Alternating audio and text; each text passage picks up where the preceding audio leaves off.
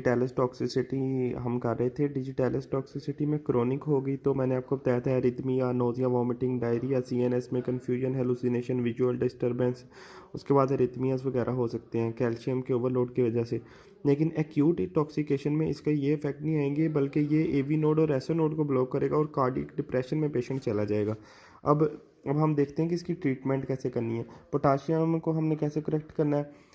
अगर पेशेंट जो है उसको क्रोनिक ट्रीटमेंट चल रही है डायूरेटिक के साथ, उसकी क्रोनिक ट्रीटमेंट चल रही है, तो वो उसमें जो है पोटाशियम के लेवल कम हुए होंगे, क्योंकि पोटाशियम जो है लूप डायूरेटिक वगैरह ज़ाया कर रहे होंगे, तो उसको हाइपोकैल्सीमिया होगा। तो हाइपोकैल्सीमिया को वो हम कंपनसेट करने के लिए पार एंट्रल पोटाशियम सप्लीमेंट्स देंगे, और डिजिटोलस की ना डोज को एक दो को हम मतलब एक दो डोज उसकी नहीं देंगे।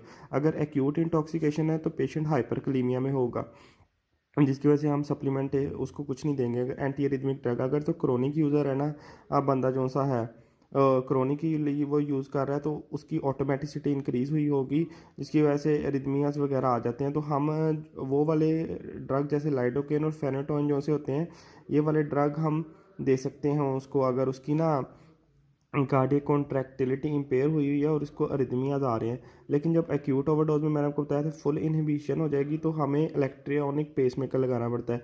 और अगर कोई भी तरीका ना काम कर रहा हो तो डाइजेक्शन एंटीबॉडीज़ हमें देनी पड़ती हैं। सबसे पहले करेक्शन पोटाशियम, पोटाशियम में क्रोनिक में हाइपोक्लीमिया होगा, जिसकी वजह से हम उसको पारेंटल, पोटाशियम एक्यूट में जो है हाइपरक्लीमिया होगा, हम कोई पारेंटल नहीं देंगे। एंटी एरिथमोजेनिक जो है अगर क्रोनिकली यूज़ कर रहा है पेशेंट, तो उसको जो है एरिथमियाज होंगे, जिसकी वजह से हम उसको लाइडोकेन और फेनिटोइन वगैरह दे देंगे, वो एजेंट जो कि कार्डियक कॉन्ट्रैक्टिलिटी को ख़राब नहीं करते। और अगर उसको कोई भी तरीका नहीं, अगर वो एक्यूट टॉक्सिसिटी हुई है, इनहिबिशन होगी सब चीज़ों की, तो हमें फिर पेसमेकर लगाना पड़ेगा। और कोई तरीका नहीं काम कर रहा तो डाइजॉक्सिन एंटीबॉडीज़।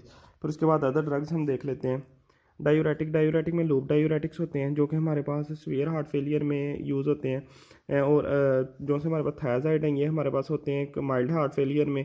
उसके बाद हम स्पायरोनोलैक्टोन, एप्लिरिनोन, जो कि पोटाशियम स्पेयरिंग डायूरेटिक्स होते हैं, ये पोटाशियम के लेवल को इतना डिस्टर्ब नहीं करते, तो इसके लॉन्ग टर्म्स इफेक्ट होते हैं, और ये हमें मोर्टेलिटी भी रिड्यूस कर देते हैं। ये भी हम क्रोनिक के लिए में दे देते हैं। उसके बाद SGLT2 जो से इपाग्लिफ्लोजन, कैनाग्लिफ्लोजन, ये हमारे पास से ग्लूकोज को अपनोब नहीं होने देते। ग्लूकोज जब ज़्यादा जाएगा तो उसके पीछे वाटर जाएगा, जिसकी वजह से वॉल्यूम ऑफ वाटर कम होगा और प्रीलोड कम होगा।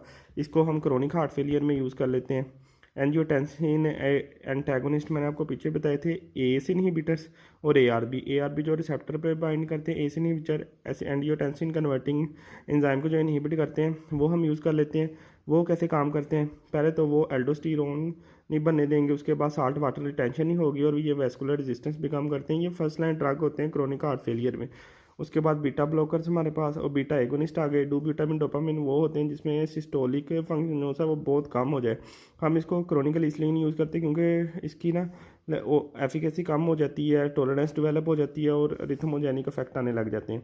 उसके बाद हमारे पास जी बीटा ब्लॉकर, कुछ बीटा ब्लॉकर हम पेशेंट में इसलिए देते हैं, क्रोनिक पेशेंट में देते हैं, क्रोनिक हार्ट फेलियर में देते हैं। कुछ लोग पूछते हैं कि बीटा ब्लॉकर मतलब उनका ख्याल होता है कि बीटा ब्लॉकर हम क्यों दे रहे हैं जब कार्डियक आउटपुट पहले कम है। ये हम इसलिए दे रहे होते हैं ताकि लॉन्ग टर्म में जब पेशेंट जो है उसके सिंपैथेटिक हार्ट पे सिंपैथेटिक डिस्चार्ज हो कि कहीं उसके हार्ट पे हाइपरट्रॉफिक कार्डियोमायोपैथी ना हो जाए, जिसकी वजह से हार्ट की जो सी पंपिंग एक्टिविटी वो बिल्कुल ही ख़राब हो जाए। ठीक है, ये इसलिए हम उसको ना बीटा एंटागोनिस्ट देते होते हैं, बीटा ब्लॉकर देते हैं। नबीवोलोल एक नया बीटा ब्लॉकर है जिसकी वेजोडाइलेटर इफेक्ट भी है, और ये भी इन्वेस्टिगेशन इस पर चल रही है। मिलरिनिनो, ये हमारे पास है PDE इनहिबिटर्स, जिसकी वजह से हमारे पास ये इंक्रीज़ करते हैं साइक्लिक AMP के लेवल को ज़्यादा करते हैं। और हमारे पास जो फॉस्फोडाइस्ट्रेस की ब्रेकडाउन को कम करते हैं। और हमारे पास साइक्लिक AMP का लेवल ज़्यादा, जिसकी वजह से इंट्रासेलुलर कैल्शियम ज़्यादा। और ये हमारे पास एज अ आइनोट्रोपिक मतलब हार्ट की कॉन्ट्रैक्शन की स्ट्रेंथ को ज़्यादा करते हैं। उसके बाद ये PDE इनहिबिटर जो है वेजोडाइलेशन भी कराते हैं। ये अनजाना वाले चैप्टर में मैंने आपको बताया था कि जब हमारे पास ये साइक्लिक GMP वगैरह ज़्यादा कराएंगे, जो सा फॉस्फोराइलेट कर देंगे प्रोटीन काइनेज को, जिसकी वजह से वो रिलैक्स हो जाएंगे, और हमारे पास जो सा इसका ये वेजोडाइलेशन भी करा देते हैं। वेजोडाइलेटर में हमारे पास ये यहाँ से हम करेंगे। सबसे पहले नाइट्रोग्लाइसरीन हम एक्यूट हार्ट फेलियर में दे देते हैं। ये आईवी हम लगाते हैं। ओरल हाइड्रालाजीन हम क्रोनिक हार्ट फेलियर में दे देते हैं। फिर हमारे पास एएनपी और बीएनपी, ये होता है आर्टीरियल नाइट्रोयूरेटिक पेप्टाइड और ब्रेन नाइट्रोयूरेटिक पेप्टाइड। ये हमारे पास ना ज़्यादा हुआ होता है कंजस्टिव हार्ट फेलियर में, जब हमारे पास वॉल्यूम ज़्यादा होता है, ठीक है। और ये हमारे पास नाइट्रोयूरेसिस कराता है बॉडी से। नेप्रिलाइसिन हमारे पास बॉडी में एक एंजाइम प्रोड्यूस होता है जो इनहिबिटर करता है एंजियोटेंसिन 2 के इफेक्ट को, और हमारे पास नाइट्रोयूरेटिक पेप्टाइड के इफेक्ट को भी, इन दोनों के इफेक्ट को भी वो इनहिबिट कर देता है। नसाइटाइड जो है वो हमारे पास कमर्शियल एनालॉग है बीएनपी का, ब्रेन नाइट्रोयूरेटिक पेप्टाइड का, और इसकी वेसियोडाइलेशन भी ये करता है और नाइट्रोयूरेसिस भी करता है।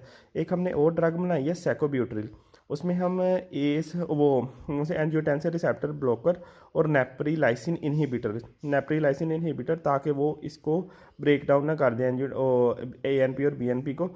ये हमने ड्रग बनाई है और ये भी हम हार्ट फेलियर में यूज़ करते हैं। ये हम ज़्यादातर ना सीवियर हार्ट फेलियर में यूज़ करते हैं, जो कि हमारे पास हॉस्पिटलाइज पेशेंट होते हैं।